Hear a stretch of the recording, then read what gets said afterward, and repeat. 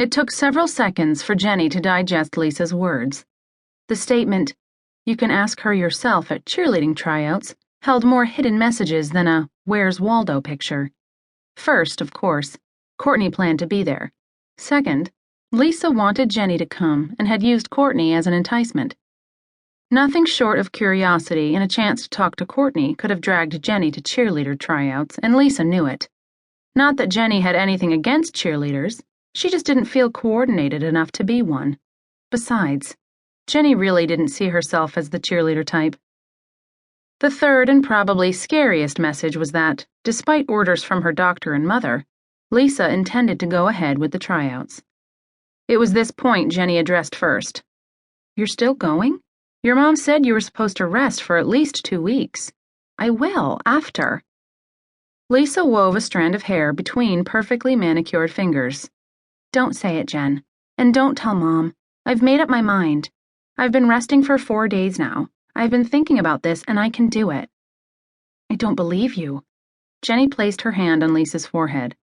"This diet you were on has affected your brain. You're delirious.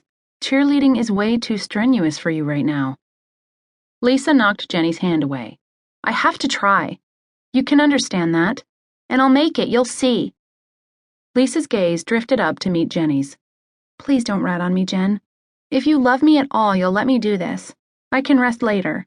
I just have to make the rally squad." Jennie closed her eyes. "If you really love her," a voice seemed to say, "you'll go downstairs right now and tell Aunt Kate." Jennie didn't move. She did love Lisa, but... Lisa placed a hand on Jennie's arm. "Please, this is extremely important to me. I'd do it for you." "All right," Jennie heard herself saying. "I won't say anything right now. But I'm going with you, and if I think for 1 second you're getting worse, I'll stop you myself." "It'll be fine," Lisa promised. "I'll eat plenty of carbs and protein." "Jennie!" Mom's voice bellowed up the stairs. "Someone's here to see you." "You expecting company?" Lisa asked. Jennie glanced at her watch as if it might tell her something more than the time. "It's probably Gavin. He promised to show me the article he's writing about me." Coming down the stairs, Jennie heard her mother invite Gavin to have pizza with them. "That'd be great, Mrs. McGrady." He glanced up. "That is, if it's okay with Jennie."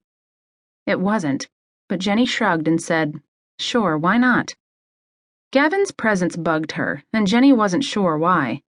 After mulling it over a few seconds, she blamed the dream. Though Gavin hadn't replaced Ryan in real life as he had in the dream, he had managed to insert himself into her life like an unwanted bout with poison oak. "I brought you a copy of Rainbow Girl, the article I did on Courtney," he said, drawing a clipping out of his worn backpack, "in case you lost your copy." "Thanks." Her annoyance slinked away as she scanned Gavin's article. "Jennie," her mother interrupted, "why don't you read it later? We need to get going." Rather than leave the article until later, Jennie took it with her. Sitting between Lisa and Gavin in the rear seat of Aunt Kate's van, she finished reading about Courtney Evans. Okay, so reading when she should have been talking to Gavin and Lisa was rude, but Jennie couldn't wait. She hoped the article would give her some clues about Courtney and the strange phone call. She browsed through some of the initial statistics and history.